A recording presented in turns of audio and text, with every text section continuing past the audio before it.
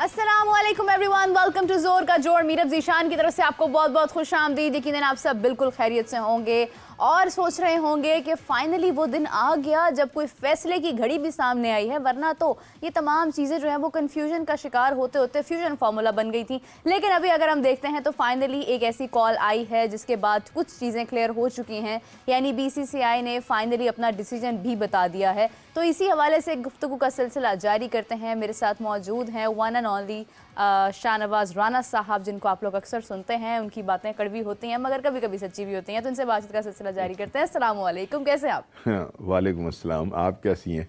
मैं बिल्कुल ठीक हूँ, और आप जब यहाँ पर आते हैं तो हमारे खून और हमारा बुलंद हो जाता है। ये आपकी मोहब्बत है और अल्लाह आपको सलामत रखे। आमीन, जज़ाकल्लाह, सेम टू यू। अच्छा राना साहब, अगर देखें तो जब आप लास्ट टाइम आए थे उस वक्त हम लोग खासी कंफ्यूजन का शिकार थे कि होना क्या है, चैंपियंस ट्रॉफी होती भी है कि नहीं होती है। कल खालिद महमूद साहब थे हमारे साथ, साबिक PCB चेयरमैन।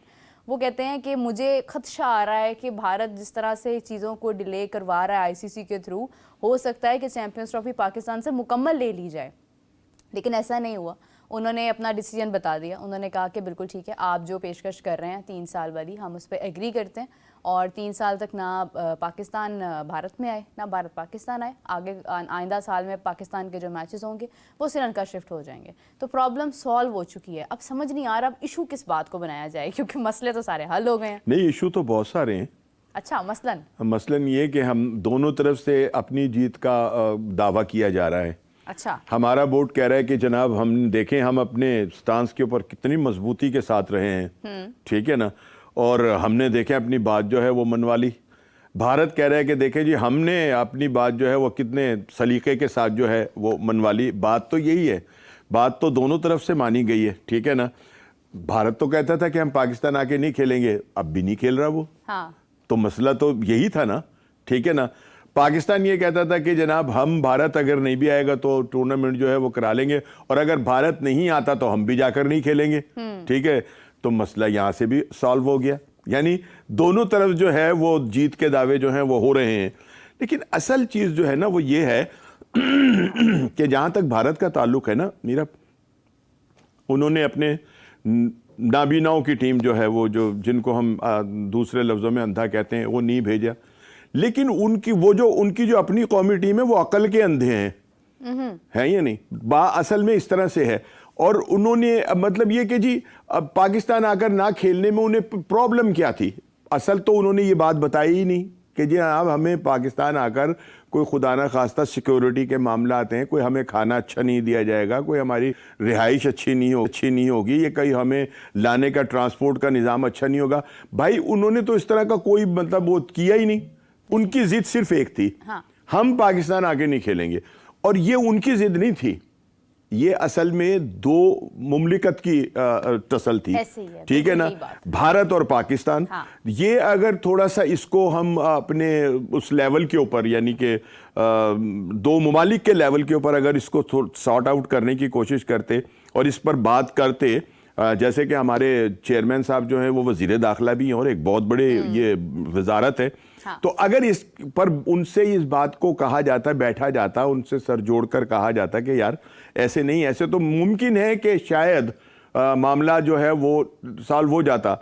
लेकिन भारत कोई मौका जो है ना पाकिस्तान के को किसी भी हजीमत को लेट डाउन करने का हाथ से जाने नहीं देता।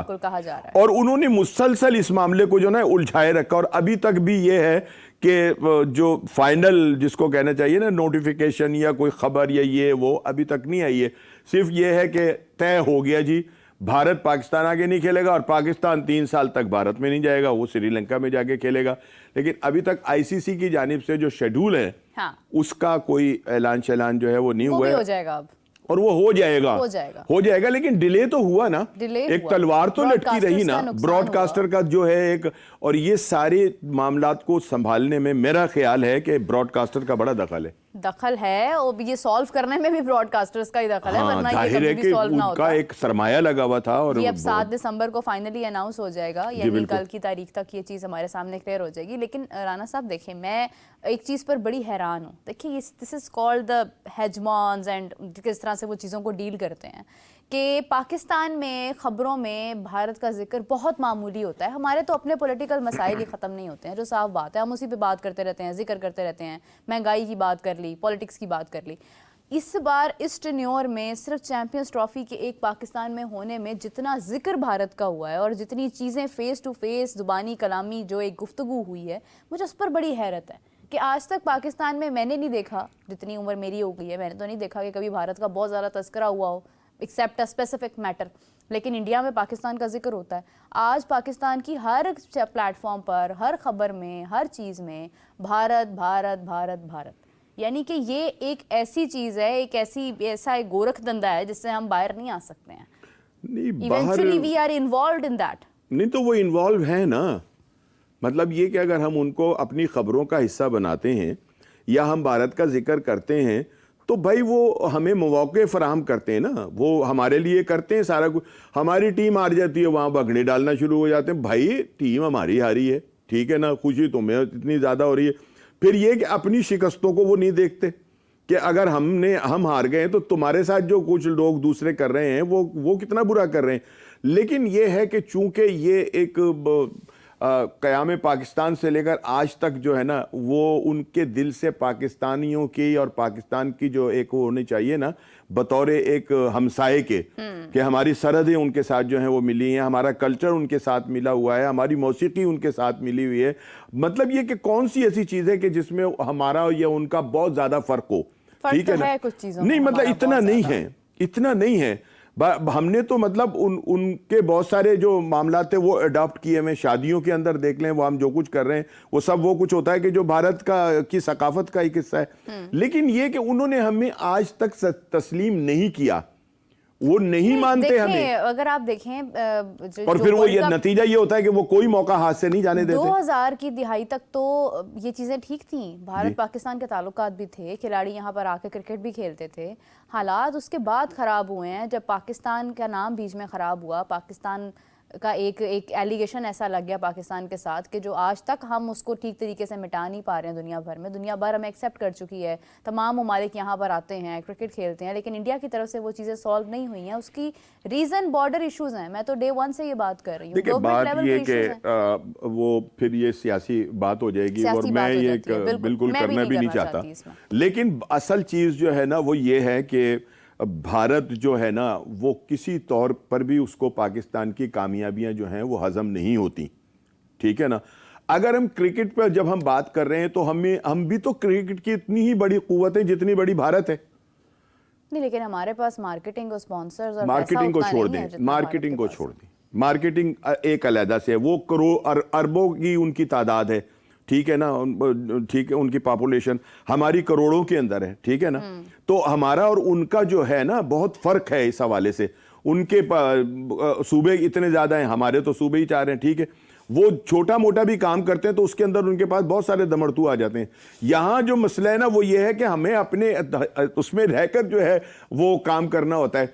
सो ये है कि हमारा उनका, लेकिन हाँ। आप ये देखें, भारत अगर वर्ल्ड चैंपियन रहा तो पाकिस्तान भी वर्ल्ड चैंपियन रहा 50 ओवर का। भारत अगर T20 का चैंपियन रहा तो पाकिस्तान भी T20 का चैंपियन रहा। पाकिस्तान टेस्ट मैच का नंबर 1 भी रहा, ठीक है ना। हमने दुनिया की तमाम टीमों को उनके घर पर भी हराया और अपने घर पर भी हराया।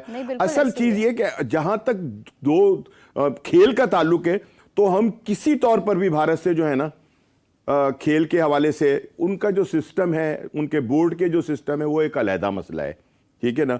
उनका तो एक ही IPL जो है वो ऐसा है कि उसके अंदर एक सीजन अगर कोई प्लेयर खेल लेता है तो उसकी सारी जिंदगी की रोटियां जो है वो बन जाती हैं। हमारे यहाँ अभी वो मसाइल नहीं है।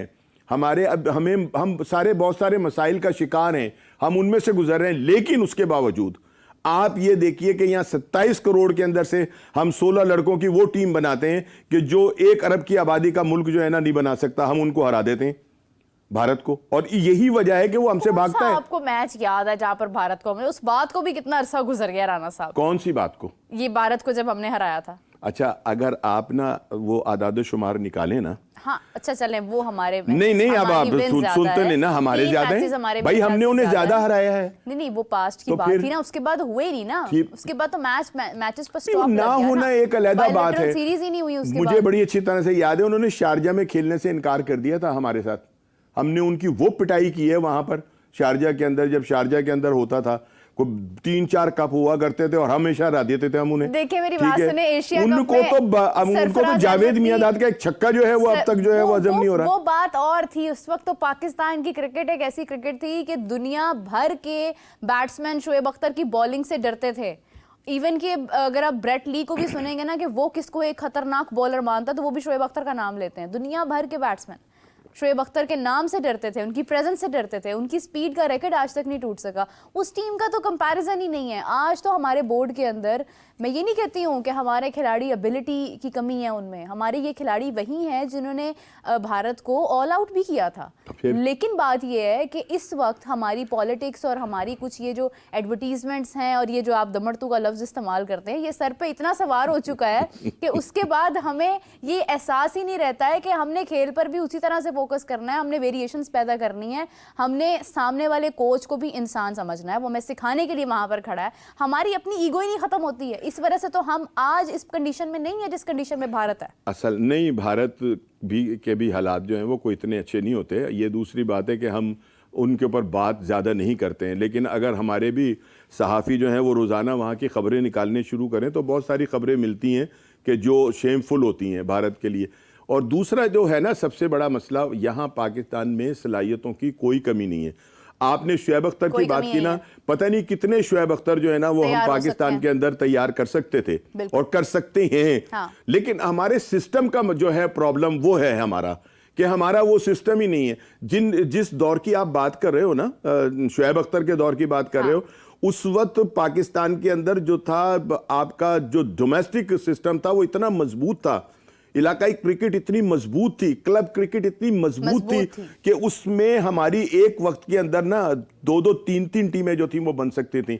जब हमने उन तमाम चीज़ों उन तमाम मामलात को ख़त्म कर दिया, मैं भी खेला हूं ना, हाँ। मैं अपने स्कूल की तरफ से भी खेला, कॉलेज की तरफ से भी खेला, यूनिवर्सिटी की भी टीम थी, ठीक है ना, तो और हर तमाम बड़े कॉलेजेस की, तमाम बड़े स्कूलों की और तमाम यूनिवर्सिटीज़ की टीम जो, और फिर एक कंबाइंड यूनिवर्सिटीज़ की टीम जो थी वो बनती थी। और मुझे याद है कि उसके अंदर कमोबेश पूरे वो लड़के होते थे जो पाकिस्तान खेल रहे होते थे। जब हमने उस सिस्टम को ही खत्म कर दिया, ठीक है ना वो हमारी क्लब क्रिकेट रही, ना हमारी स्कूल की क्रिकेट रही, ना वो हमारी कॉलेज की क्रिकेट रही, फिर आप कैसे शोएब अख्तर पैदा करेंगे? मुझे बताएं ना, कैसे जहीर अब्बास को लाएंगे, कैसे जावेद मियांदाद को ढूंढेंगे?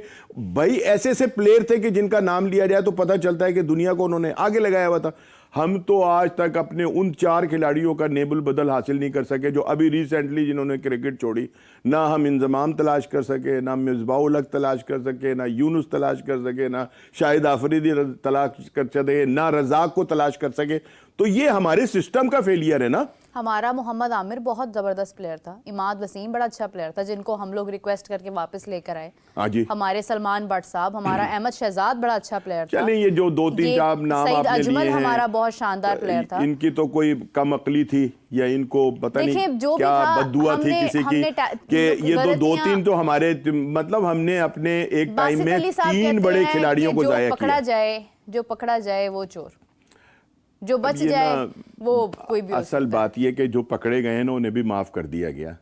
हाँ, लेकिन और ये मतलब ये कि ऑन रिकॉर्ड है ये बात, ठीक है ना। उनको भी मतलब ये कि अगर तो उनको बचाया गया जो आज के बड़े नाम हैं।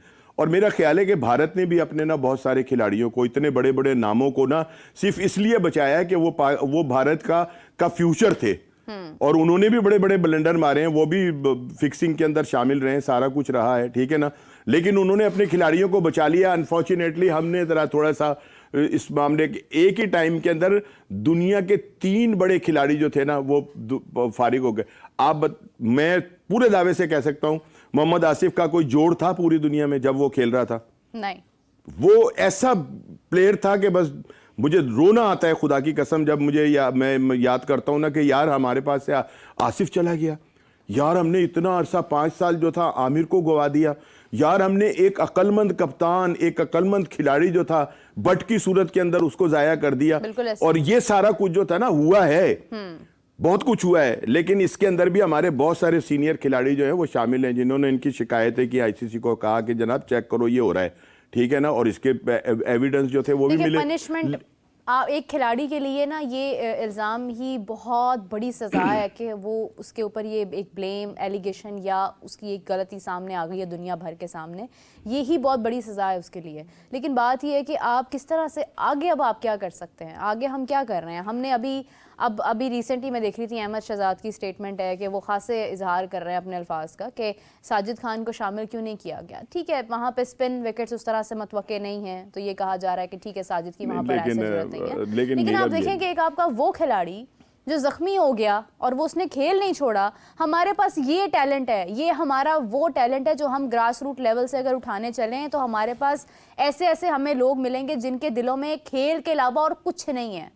उन्हें पैसे से भी कोई मतलब नहीं है, उन्हें फेम से कोई मतलब नहीं है, उनको अपने मुल्क के लिए खेलना है क्योंकि वो क्रिकेट से प्यार करते हैं और वो क्रिकेट को डूबता हुआ नहीं देखना चाहते। मुझे आप एक बात बताएं, हम कहते ये हैं कि जो डोमेस्टिक के अंदर जिनकी परफॉर्मेंसेज होंगी हम उन्हें टीम में शामिल करेंगे, यानी कारकर्दगी की बुनियाद जो है उसको। मुझे आप एक बात बताइए,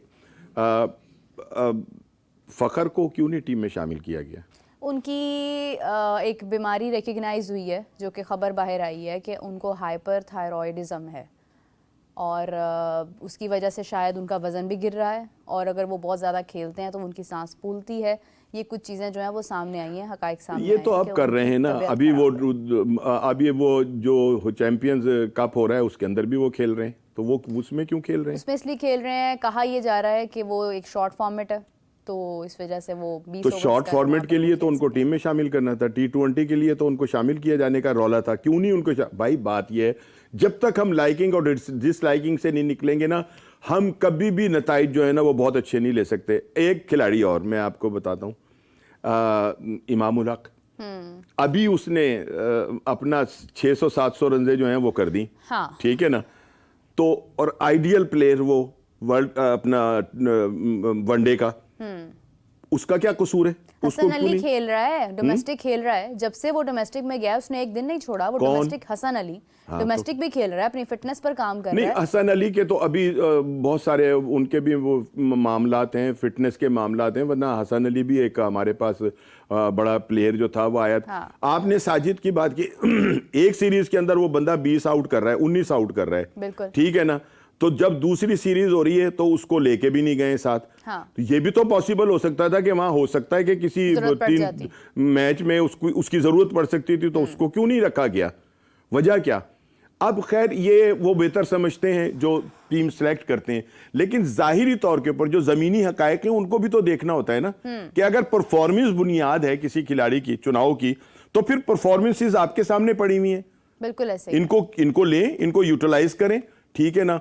तो बहरहाल ये कि ये 2-3 जब तक आप अपना उससे नहीं निकलेंगे, जो मैंने अभी लफ्ज़ इस्तेमाल किया लाइकिंग और डिसलाइकिंग से, तो मेरा बहुत मुश्किल है कि हम जो है वो हम तो देखें ना कितने मज़े से हम एक ऐसी क्लब लेवल की टीम से जो है वो हार गए। वनडे भी उन्होंने हरा दिया हमें, और उन्होंने अपना क्या कहते हैं T20 में भी हमें हरा कर बता दिया कि ये लें आप बड़े बनते हैं फनकार, ठीक है ना।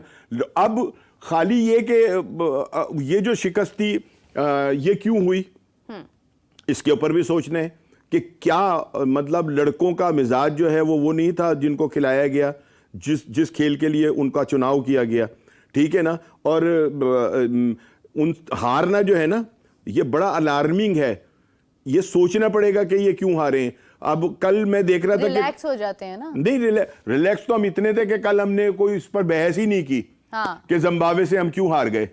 हम जिम्बाब्वे से एक मैच अपना ओडीआई का हारे, पहला मैच, हाँ जी, और एक मैच हम अपना T20 में हार गए। मुझे खदशा था, मैं बड़ी खुश थी कि मेरी प्रेडिक्शन गलत हो रही है। कौन नहीं चाहता कि पाकिस्तान ना जीते, मुझे बड़ी खुशी थी इस बात की कि पाकिस्तान ने 2 मैचेस जीते, और मुझे इंतजार था, बल्कि मैं तो इस बात को इतनी इंपॉर्टेंस दे ही नहीं रही थी कि ये आखिरी मैच है तो इसमें तो पाकिस्तान ने जीतना ही जीतना है, व्हाइट वॉश तो करना बनता है। लेकिन करना बनता है, करना ऐसे तो नहीं बनता, करना परफॉर्मेंस से बनता है। कोई ये नहीं है कि आपको कोई थाली में रख के कह देगा कि ये लें जनाब, आप मैच ये तीसरा भी ले लें और वाइट वॉश हमें कर दें।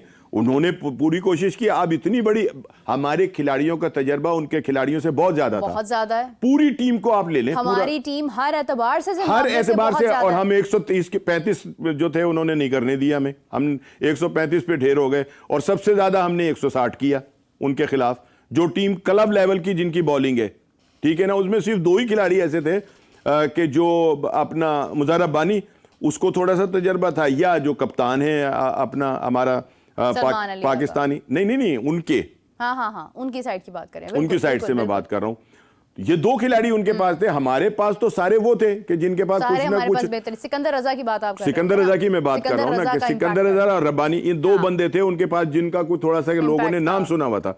तो हमारे पास तो लेकर नंबर 1 से लेकर आखिर तक सारे वो थे जिनको बहुत ज्यादा तजर्बा था और जो बहुत अच्छा खेलना जानते हैं। लेकिन ये कि हम फिर भी उसके बावजूद भी 135 फिर हम उनको डिफेंड नहीं कर सके। हमारे बॉलर जो हैं वो उनको 135 पे आउट नहीं कर सके उस टीम को, कि जहां उनके ऊपर 2 ओपनर अगर आउट कर दो तो पूरी टीम जो है वो ढेर हो जाती है, रेत की दीवार बन जाती है।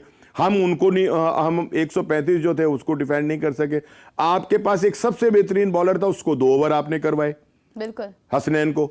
यार मतलब ये कि ये अब इन पर कोई नहीं बात करेगा, इसलिए कि वो सब कुछ जो है वो तो आपके हाथ में है। कौन बात करेगा, कौन कह सकता है कि ये जो कुछ हो रहा है ये क्या हो रहा है। आप अब बाकी रह गया, अब टूर शुरू हो जाएगा 10 से साउथ अफ्रीका के अंदर। तो अब बताएं ना कि जो परफॉर्मेंसेस हमें मिली हैं T20 के अंदर, जिम्बाब्वे के अंदर, क्या उनको सामने रख के टीम बनती है या फिर उनमें कोई तब्दीलियां जो हैं वो होंगी, ये एक सवाल है। देखिए, मैं अफसोस के साथ ये बात करूंगी, मैंने इस टॉपिक के ऊपर तो खैर आखिर में आना था ताकि कम से कम इस पे गुफ्तगू हो, क्योंकि जितनी बात की जाए उतना ही अफसोस है। बिकॉज़ ये एक ऐसा मैच था जिसमें हम बासानी जीत सकते थे, जहां हमने 1-2 दिन पहले हमने उन्हें 57 पर ढेर कर दिया और उसके बाद हमने प्ले, आप देखें कि हमारा उस वक्त जो है हमने पावर प्ले में वो भी पूरा नहीं होने दिया, 1 बॉल बाकी थी और हमने आराम सुकून से जो है वो 5 पॉइंट कुछ ओवर थे, कुछ ओवर्स थे और हमने जो है वो सारा स्कोर करके दे दिया उनको।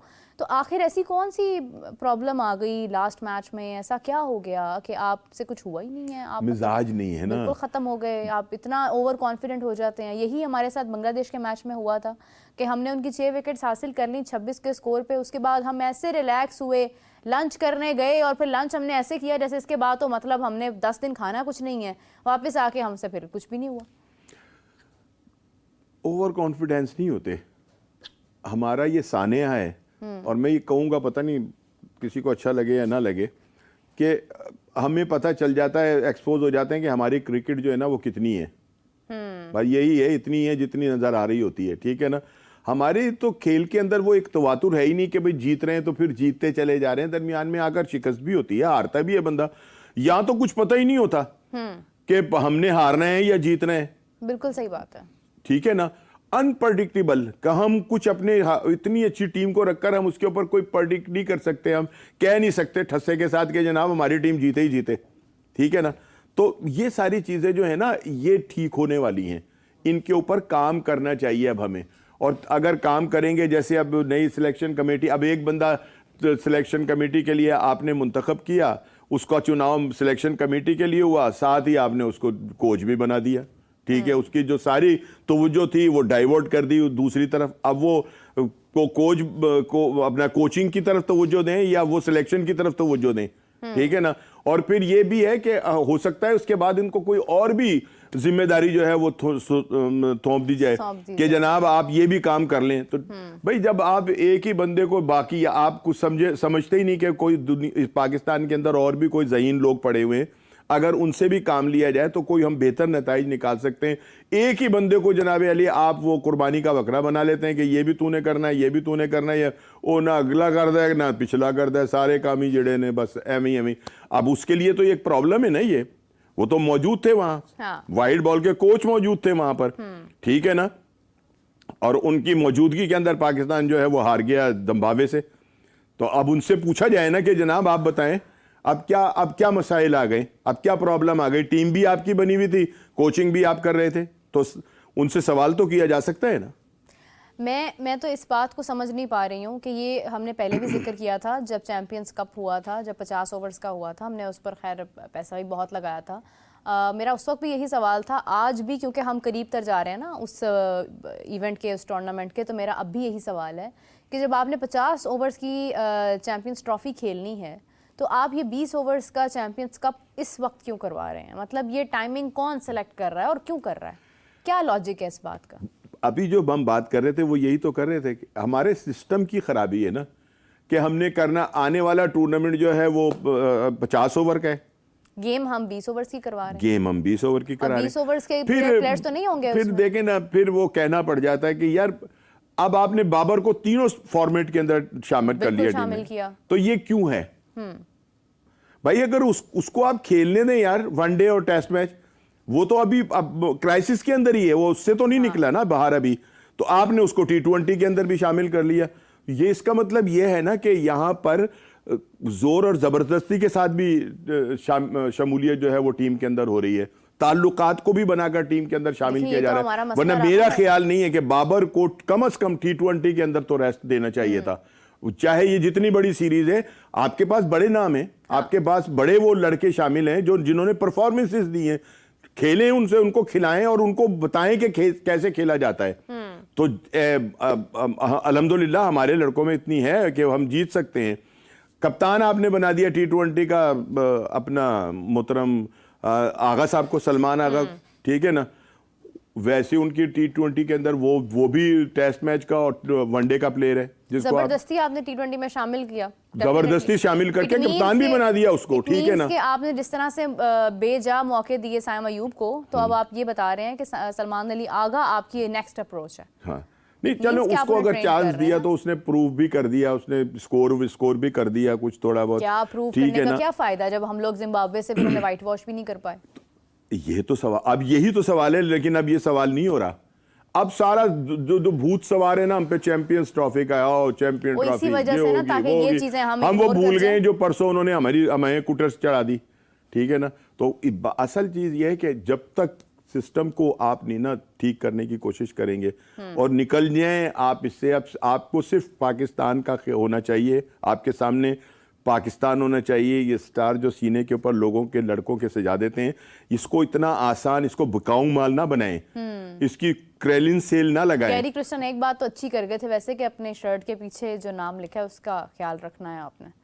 चले, वो तो नाम तो खैर तब्दील होते रहते हैं, लेकिन शर्ट के ऊपर एक स्टार तब्दील नहीं होता, वो हमेशा ही रहता है ना। वो शर्ट के आगे जो नाम लिखा होता है पाकिस्तान, ठीक है ना, उसका ख्याल रखें। पाकिस्तान का ख्याल रखें, और ये पाकिस्तान से ही है। अनफॉर्चुनेटली ऐसा है ही नहीं, हम अपने जो मामलात हैं उनको ज़्यादा वो देते हैं प्रेफरेंस, पाकिस्तान को शायद हम इतनी ज़्यादा जो है वो नहीं देते। मैं फिर एक बात कर रहा हूँ कि इस मुल्क के अंदर ना आज भी टैलेंट बहुत है, बिल्कुल आप है। उसको हर स्पोर्ट्स में बहुत है, हर स्पोर्ट्स में बहुत है। अभी आपने हॉकी का जिक्र किया था, अब देखें वो जूनियर लड़के कोई यार परफॉर्मेंस दे तो रहे हैं ना। बिल्कुल किया उन्होंने, जापान को उन्होंने हराया। नहीं फाइनल खेले वो, और फाइनल में भी एक स्टेज ऐसी आ गई थी कि जहां पर हम उनके बराबर आ गए थे। तीन गोल हमने लॉस होते हुए 2 गोलों के खसारे के बाद हमने उसको बराबर कर दिया, 3-3 पर आ गए। उसके बाद वो थोड़ी बहुत गलतियां जो है वो हो रही हैं, लेकिन कुछ थोड़ा सा उनके ऊपर, अब जब खिलाड़ियों को आप किचन के अंदर ही फंसा देंगे और फिर तो वो उनसे तो ये करें कि वो गोल्ड मेडल आपको लाकर दे दें, ऐसा नहीं होता। बेचारों को डिपार्टमेंट जो है वो, डिपार्टमेंट की इतनी अच्छी हॉकी होती थी, बिल्कुल ऐसे तमाम बड़े कस्टम की टीम बनी हुई है, PIA की टीम बनी हुई है, हबीब बैंक की, नेशनल बैंक की, ये वो लेना देना, सारी टीमें। जब आप खिलाड़ियों को नौकरियों से ही फारिग कर रहे हैं और उनका बेचारों का जो माइंड है, मैं अब ये फेसबुक के ऊपर बहुत सारे खिलाड़ियों का पढ़ता रहता हूं कि कोई बेचारे ने वो लगा दिया अपना चावल की रेडी लगा के, कोई खड़ा हुआ है जी मैंने तो मैं इतना फास्ट बॉलर था, इतना तेज गेंद करता था, वो बेचारा चावल बेच रहा है, कोई कुछ बेच रहा है, कोई कुछ बेच रहा है। तो यार फिर तो वो को आप करते हैं कि ये लोग आपको गोल्ड मेडल लेके दें, ऐसा नहीं होना चाहिए। आप उनका ख्याल रखते नहीं है तो बदले में वो क्या करेंगे? सहूलियात की जरूरत होती है दुनिया भर में। आपकी सोच तो आपके किचन के अंदर फंसी हुई है कि यार मेरे बच्चे भूखे ना रह जाएं। आप इन खिलाड़ियों को, जिनसे आप तो करते हैं कि वो पाक कौम के लिए गोल्ड मेडल लेकर आए, आप उनको उससे फारिग करें, उनका जो जरिए माश है, जो उनके माशी मामलात हैं, उनको ठीक करें।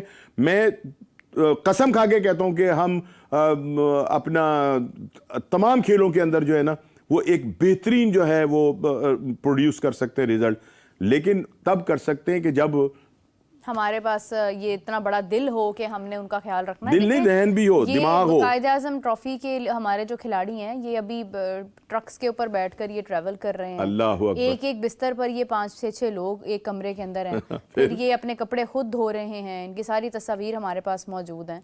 तो आप देखें कि ये इस किस्म का जो सलूक है, फिर कल को जब उनको कोई ओहदा मिलता है ना, फिर वो भी याद नहीं रखते हैं इनको, वो वक्त याद रखते हैं जो इन्होंने दिया है उन्हें। एग्जैक्टली, मतलब ऐसा क्या उनका कसूर है कि वो पाकिस्तान के लिए क्रिकेट खेल रहे हैं? आप उन्हें ऐसा क्या दे रहे हैं कि आप बदले में उनको इतना मिसट्रीट कर रहे हैं? असल में चीज़ पता है क्या है? वो ये है कि जब किसी खिलाड़ी को कोई मौका मिलता है ना, तो उसके जहन में यही एक चीज़ होती है कि इस मौके को मैं अवेल कर लूँ, बस। इससे मैं पैसा कमा लूँ। हाँ। इससे मैं इतना कुछ इकट्ठा कर लूँ कि मेरा घर के मामला जो है ना वो बेहतर हो जाए। ठीक है ना? जब आप जहन से ये निकाल देंगे ना कि आपके घर के मामला सारे ठीक है, आप खेल की तरफ तवज्जो दें, तो फिर खिलाड़ी पैदा होते हैं। बिल्कुल ऐसे ही है। फिर बात बनती है कि ऐसा हमारा कौमी खेल है, उसका बेड़ा गर्क होके रह गया, उसका कोई बेचारे का पुरसाने हाल ही नहीं है। ठीक है ना? कदावी स्टेडियम की जितनी दुकानें हैं वो सब के सब उनके किराए जो हैं वो उसको आते हैं, पीसीबी को आते हैं। नेशनल स्टेडियम के नीचे जितनी दुकानें वो सारे पैसे इकट्ठे पंजाब हुकूमत पे चले जाते हैं। आप देखें इस वक्त तो सब कुछ बंद है। नहीं, अब नुकसान ही नुकसान हो रहा है ना भाई। ये कितनी देर का नुकसान है? ये कितनी देर है? जब वो कितने रेनोवेशन हो जाएगी, सारा कुछ हो जाएगा, तो वो पहले से ज्यादा खूबसूरत और पहले से ज्यादा जो है वो हसीन लगेगा। मैं जो ये बात कर रहा हूं ना कि नेशनल स्टेडियम के नीचे भी दफातर भी हैं, दुकानें भी हैं, सारा कुछ है।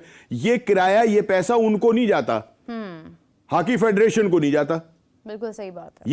ये जो सब कुछ जो इकट्ठा होता है वो सब का सब जो है वो चला जाता है पंजाब गवर्नमेंट को। तो भाई क्या कसूर किया था हॉकी वालों ने? ठीक है ना? आपको उन्होंने वर्ल्ड कप जिताया, आपको उन्होंने चैंपियन ट्रॉफी जिताई, आपको ओलंपिक चैंपियन बनाया, और अब आगे बढ़ रहे हैं वो। और मतलब एक स्टेज ऐसा आया था कि सारे जितने भी बड़े टाइटल थे वो पाकिस्तान हॉकी के पास थे। एक वक्त के अंदर ये वाहिद मुल्क था कि जिसके पास एक वक्त के अंदर वो ओलंपिक चैंपियन भी था, वर्ल्ड चैंपियन भी था, अपना चैंपियंस ट्रॉफी का भी चैंपियन था, और एशिया का भी चैंपियन था।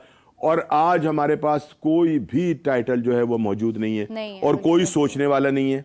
ठीक है ना? कोई ये नहीं सोचता कि इतने बड़े खेल का। ओलंपिक्स में 7 एथलीट्स से ज्यादा हम तैयार नहीं कर सके, और हमारा सिर्फ एक अरशद नदीम वहां से मेडल लेकर आया। हाँ जी। इसके अलावा हमारे पास कोई ऐसा खिलाड़ी नहीं था जो वहां पर मेडल विन कर सकता। और वो अरशद नदीम भी जो लेकर आया वो भी एक अलग कहानी है, उसके पीछे पूरी बैकग्राउंड है। नहीं, वो बस एक खुद सा अल्लाह ताला की तरफ से उसका टैलेंट है। हाँ। उसको कोई इन लोगों ने इतना ज्यादा वो नहीं किया कि जनाब उसकी तैयारी इतनी करा के भेजी हो कि जनाब ओलंपिक के अंदर आपने गोल्ड मेडल लेना है। जाकर सपोर्ट तो किया है उन्होंने। नहीं, सपोर्ट अपनी जगह है, एक तैयारी होती है, एक तैयारी के लिए तैयार किया जाता है कि इस मुकाबले में इसने शिरकत करनी है।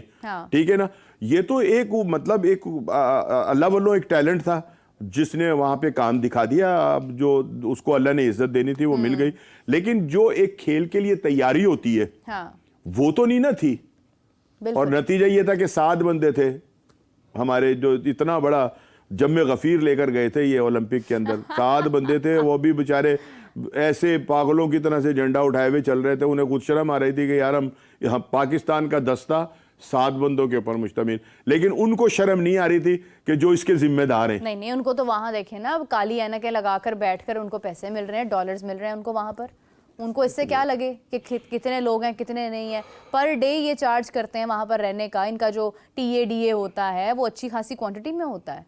यही हॉकी के अंदर होता है कि आप हॉकी में जितने भी ये लोग जाते हैं, इनका क्या काम है, क्या इनका लॉजिक है वहां जाने? वो सैर सपाटे करने जाते हैं। TADA इनको इतना नहीं मिलता हॉकी वालों को बेचारों को। मिलता है। ये तो कहते हैं कि हमें तो खाना भी सही नहीं मिलता। TADA तो दूर की बात है। खिलाड़ियों को नहीं ना मिलता, ये जो ओहदेदारान जाते हैं इनको मिलता है, इनको सब कुछ वहां पर मिलता होगा, लेकिन हमने खिलाड़ियों से लेना होता है रिजल्ट। उनको मिलना चाहिए ना, उनके साथ होना चाहिए। बहरहाल ये कि हमारी हॉकी इस वक्त थोड़ा सा लग रहा है कि दोबारा से उसमें जान पड़ रही है, और इनको सोच लेना चाहिए कि यार इन बच्चों का जो बहुत अच्छा रिजल्ट दे रहे हैं, हमारे जूनियर बड़ा अच्छा खेल रहे हैं, इनके लिए सोचें और इनके लिए वो मौके पैदा करें कि जो आगे चलकर अल्लाह करे कि हम भी क्वालिफाई कर जाएं, हम दोबारा से ओलंपिक के अंदर शामिल हों। कितने दुख की बात होती है कि वो टीम के जिसके लिए कहा जाता था कि इनको तो हराना ही मुश्किल है, वो बेचारे कहाँ बेयारो करें। मददगार खुद ही कोशिशों का सिलसिला जारी किए बैठे। खैर बहुत शुक्रिया आपका राना साहब, thank you so much for joining us. और इसी के साथ मुझे और राना साहब को दीजिए इजाज़त। आपसे मुलाकात होती है 4 PM। हम लोग देखेंगे उस वक्त कि हम क्या खबरें डिस्कस कर सकते हैं, क्योंकि वक्त के साथ साथ जैसे जैसे एक एक मिनट के हिसाब से खबरों में इजाफा होता जा रहा है, तो there would be many things to talk about. तब तक के लिए मुझे और राना साहब को दीजिए इजाज़त। Take care, bye bye.